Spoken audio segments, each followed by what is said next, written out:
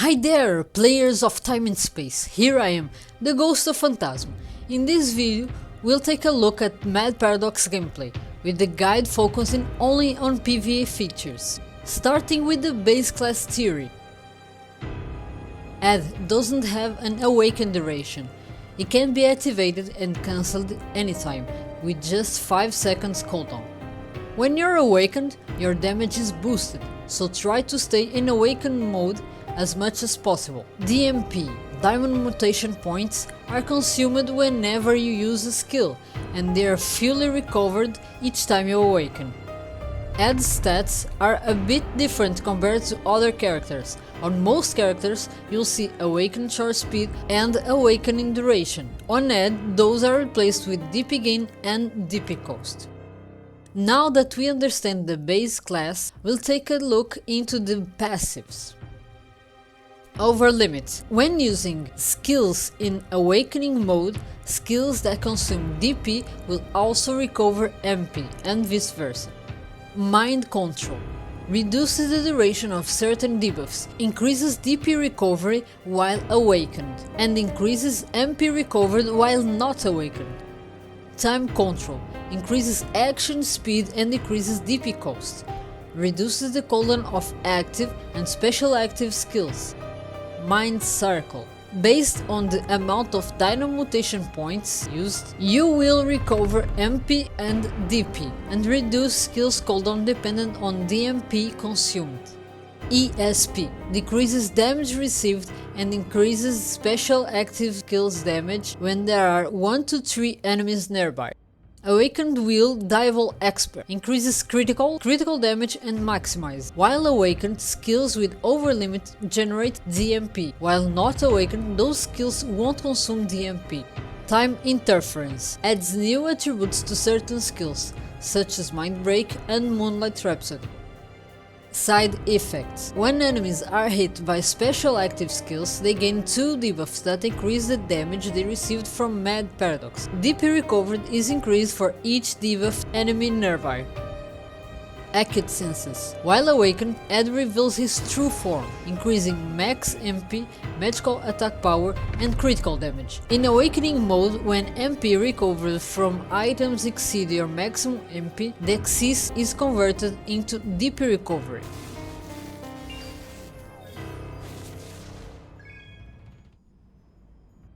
Now that we know what our characters does through passives, we need to understand what each skill does.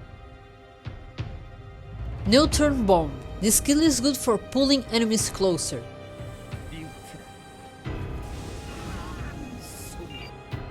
Dark Matter Explosion. This is the main skill that deals the highest damage in almost every situation. Always use it whenever it's available.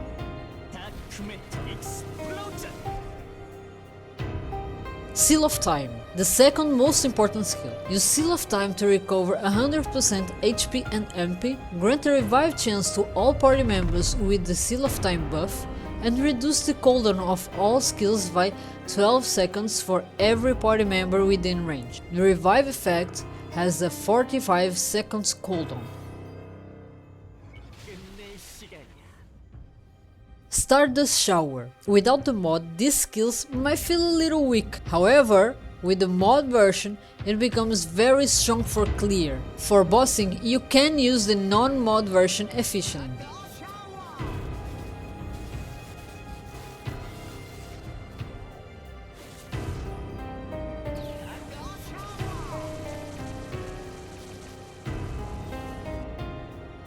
Moonlight Rhapsody applies the Rhapsody buff, which inflicts 3 debuff stacks on nervy enemies when they are hit. The Rhapsody buff also increases damage taken from magical attacks by 12% for 24 seconds. It's one of the most important buffs.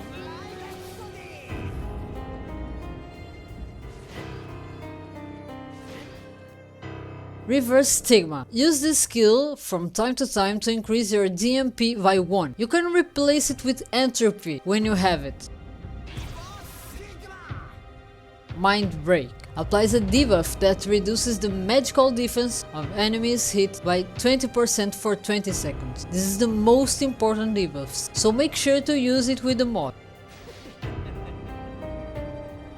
Moonlight Breaker. This is the second best skill for damage. If you don't have Dark Matter available, you can use this skill with the mod version, as it deals more damage. Dimension Breaker. It's not a strong damage skill, but it's great to avoiding certain attacks in raids, especially when used mid-air, and for pulling enemies closer. Void Breaker Kinetic Apocalypse. This is the best cleaning skill thanks to its splash damage. It also deals a significant amount of damage, so you can use it whenever Dark Matter or Moonlight Breaker are on cooldown.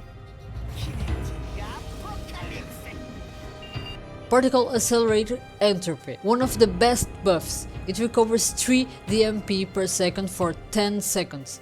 Use it regularly to ensure you always have enough DMP to increase your skill's damage. Event Horizon Stage 3 or 4. This is the Mad Paradox Master skill. It's great for increasing damage periodically. You can use it at Stage 3 or 4. Stage 3 has a shorter cooldown than Stage 4. When used, Event Horizon has a 20% chance of doubling damage for 10 seconds.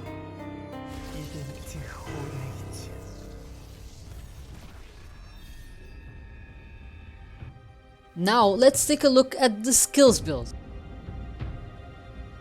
Bossing or Hide build. For this build, your focus is on dealing maximum damage while keeping your buffs active. Start by debuffing yourself and debuffing the enemy with Moonlight Rhapsody, Entropy and Mind Break.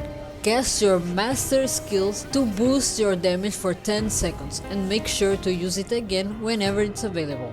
Use Dark Matter as your main skill damage. After casting it, follow up with Seal of Time to reset cooldowns and cast Dark Matter again, since it takes priority over all other damage skills. To keep reducing cooldowns while dealing solid damage, rotate Moonlight Breaker, Kinetic Apocalypse and, if needed, Stardust Shower. Farming build. For this build, focus on using Kinetic Apocalypse, Moonlight Breaker and Stardust Shower to clear dungeons. Use Neutron Bomb or Dimension Breaker to pull enemies together, then finish them off with Kinetic Apocalypse. And remember, always keep your buffs and debuffs uptime for maximum efficiency.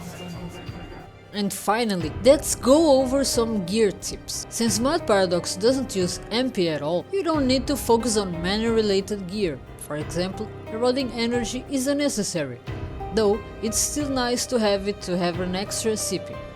It's highly recommended to aim for Stage 3 or 4 Master Skill cooldown reduction, especially through the second row of Hidden Power and the Artifact Necklace, as this will greatly improve your damage uptime. Instead of eroding energy, you can use L-Affected Paradigm, Master Hold 4 skill, to further reduce your Master Skill's cooldown. Mad Paradox's main skill is Dark Matter Explosion, so you should focus on increasing the damage of strength skills. When it comes to stats, you can invest on DP gain or DP cost reduction, but don't worry too much, these aren't absolutely essential. I'm heading out for now, but feel free to leave your questions, suggestions or feedback in the comments. If you want to see more Mad Paradox gameplay, check out these videos and many others on the channel. Thanks for watching, I'll see you on the other side.